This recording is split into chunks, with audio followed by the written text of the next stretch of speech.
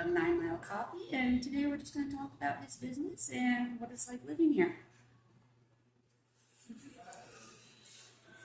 Sorry about the lovies. My friends say that it's endearing. Hey, do your thing. We're all good. All right. So, 9 Mile Coffee used to be across the road, Yes. and before it was you owned it, it was Higher Grounds.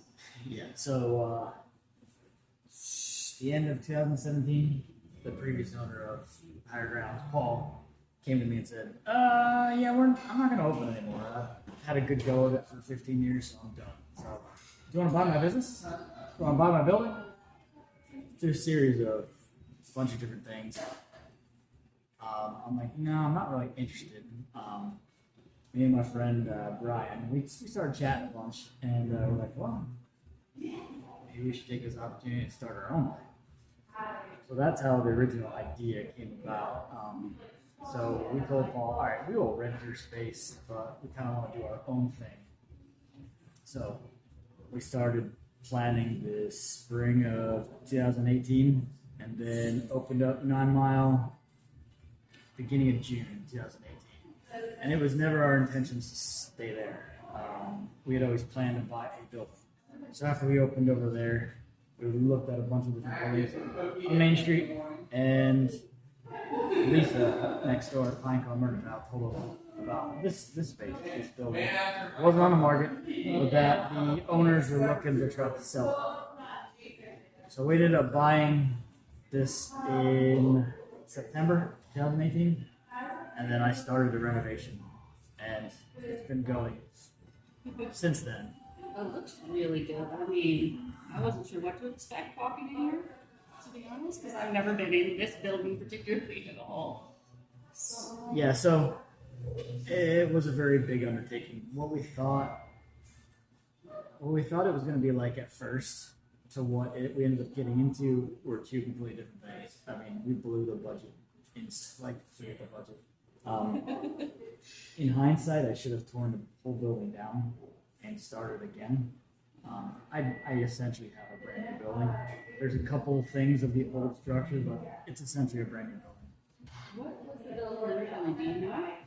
It's been a bunch of different things over the years. Before we bought it, it was the front part of it was Red Horse Antiques. It was an antique store that was kind of open a couple days during the summer. No one wrote. I mean, there was a big giant red horse on it. I remember the horse. That's the only thing. Yeah, that was it.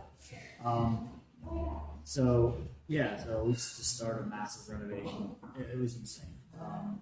I hired a couple of my subs to do some of the work, but for the most part, we did most of the work ourselves. Adirondack Home Services. So you have another business. So coffee is not my main business. I have a caretaking and basically a contract business that I started years and years ago.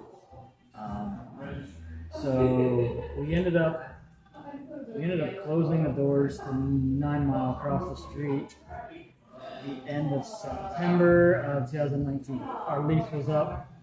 The goal originally was to move right into here, but I wasn't ready, so we were closed for 7 months. In that 7 months, we had some ownership changes and stuff. Now it's just me and my wife that are the owners of it. We were ready to open the doors on this space in March of this last year. If we would have scheduled our health inspection 2 days earlier, we could have gotten it. But because of the day it was scheduled, it was a day and a half before they said we're no longer traveling to do inspections. So that delayed us by a month. So we after 7 months of being closed, we reopened here in the middle of the pandemic. So that was fun. I was gonna say a lot of things have changed during the pandemic, especially the travel bans. The idea of having tourists come into the area when we've all been quarantining ourselves for so long. How do you work around that? Having a normal summer travel. So we only did takeout from when we opened till just after Labor Day. It was just takeout, no indoor dining. And then after that, we started indoor dining. We could have started much sooner, but we had a good flow going with the summer traffic, and it just seemed to work out pretty well. So we stuck to the takeout only or curbside delivery. It's been interesting. Despite all that's going on, there's actually been more traffic this last summer than I think. Or it's on par with normalcy. I mean, we didn't have a 4th of July, and yet 4th of July weekend was crazy. There's a lot of people that decided to stay in their second homes. So there's been a lot of good traffic. We're just trying to just be open to serve people. I mean, we love it when people are coming up to visit, and we just want to create that space that people can come in safely and get their stuff, get their coffee, get their sandwiches, and Net redirection. Why Scrim Lake? why Scrim Lake? Oh, that's a good question. So I mean, I know for me, I picked Scrim Lake first because my family's from here. It's like literally the birth of my family in New York. So I had to start, and then I'll eventually move on to the town I live. But you know, here it starts. Why Scrim Lake? So I was born here. I lived the first 19 years of my life in Scrim Lake. And then I moved away, went off to college, did a bunch of work in Pennsylvania, and then my wife and kids and I moved back here in 2013. I started my first business basically the end of 2014. So why Scrim Lake? Like I moved back with the intention of. I didn't really have the intention of starting a business right away. It was always my dream when I left the first time to come back and start my own business. So that's when we moved back, I was working for a big contractor out of Albany, and I hated to travel. And I didn't like the situation there, so I'm like, yeah, I'll start my own thing. And that's how starting my own thing happened. So it's a beautiful place to live. Like, it's nice to be able to work here and live here. So. It does play into the whole ironic mindset, starting your own thing and continuing to. I mean, I noticed that from anybody you talk to. There's a certain mindset of living here and working here, and if you don't want to have to drive anywhere, you're gonna have to figure out how to do your own thing and make it work for you.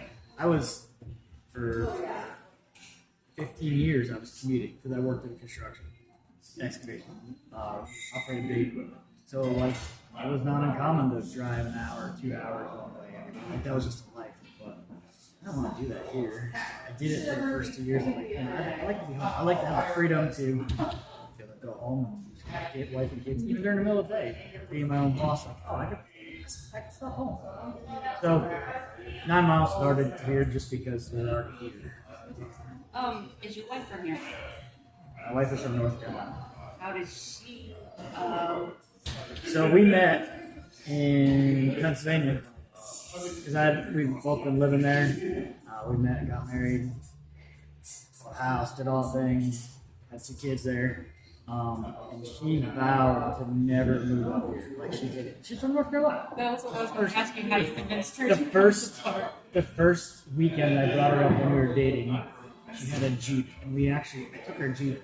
A brand new Jeep. We took it right out on the lake, and we parked it right out in front of the island and took a picture of it in front of the boathouse. And like, she was like, that was just crazy. But that's what we did. I mean, growing up, we'd always drive on the lake. I was going to say, I remember the first time I drove my truck up from Pottersville. Like, yeah, I'm just going to drive up to Grandma's house. So yeah, I always wanted to move back here, and she was always like, no. When we lived in Pennsylvania, we had bought our house right before the housing market took a dump, and so that hit us really hard. And we lived outside of Philly. And 2012, I took a relocation of my company up to Williamsport, in the middle of the state, in the natural gas industry, and it was a rough year. It was so rough that it made my wife want to move up here. She actually came up with the idea to move back up here. I'm actually living in the house I grew up in. We took over ownership of my parents' house 2012. So there was a house that like, well, things have been rough there. Why don't we just move up to this house? So that's how we got up here. But I let her decide that. I had to stop pushing, and she finally said, let's just do it. So that's how we got back. So, another question is, leaving and coming. My husband and I, we spent 5 years truck driving, so we were all over the country. Right. And there's something about once you start hitting Lake George area, like feeling like you're coming home. Right. And I was wondering about, you hear about statistics of high school friends and stuff that just leave and never come back. You know, it's like, oh, all the young people are leaving the park. So what's it like coming home now? Is it changed much? I mean, things always change. When you leave, like, your place in your little world, like, it changes. When you come back, it's just different. You can adjust to the difference. It's not bad. It's just different. Like, if you get the mindset of it's not exactly like when I left, it's just different. That helps. There's been a lot of my friends who I went to school with who could not wait to get out of here. Like, the day they graduated, I'm gone. And it's funny though, because over the years, a decent amount of them have actually come back and lived here for a short time, or there's that strong desire to come back and visit. No, there's something very unique about Stern Lake in our little area of the world here where, we're out technically in the middle of nowhere, but there's such a drive and a pull to come back. Oh, yeah. I can't fully explain it. I mean, I can get out theories and stuff, but there's something about this area that draws you back. Now, it's like that Norman Rockwell, like, oh, it's like great. But then when you move back and then you start living here year after year, and you realize, it's not really an easy place to live. I mean, it's rough. It can be hard. Even our weather. I mean, come on, it was 18 below. It's a beautiful place to live, but it's not an easy place to live. And it's very easy once you get back here you get so like immersed in your own thing, and you forget.